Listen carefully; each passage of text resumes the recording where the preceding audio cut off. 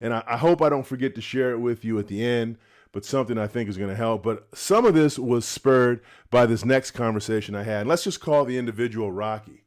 And I met Rocky one of the last days that I was there. We were camping for 5 days, and I met Rocky, I think, on the third or fourth day, or I think it was the third day. And, he's in his 40s, younger cat. He's got a couple of younger kids. And, when we got into the conversation, he's doing all the right things. He's putting money away. He's got himself a career.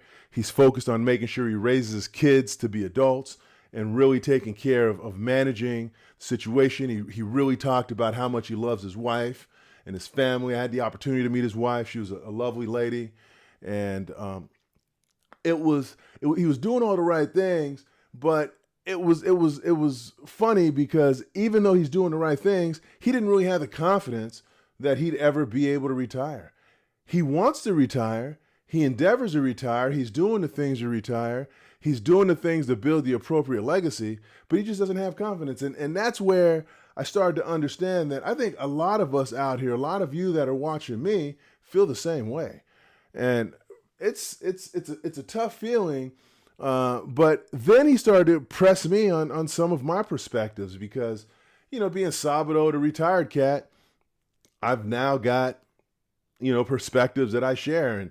And again, it's never a matter of overburdening people with information. But once people learn I have a channel, once people understand that I'm retired, when people look at me and say I don't look like I'm 70 years old, and I could just say black don't crack, but I ain't going to go down that path because that's a whole nother conversation. That'll mean a lot of things to a lot of different people, and it's not about that. But my point is we got in this conversation. He started pressing me about, what steps can he take? What are the things that he can do? How could he retire? And he really pressed me on a lot of key points. What specifically should I save in? How much should I save? How much do I need? What should my budget look like? Just a whole bunch of details. And, he really challenged me to get into his shoes and meet him where he is and really translate the path. And what hacks can I bring to the game to help him get to financial independence?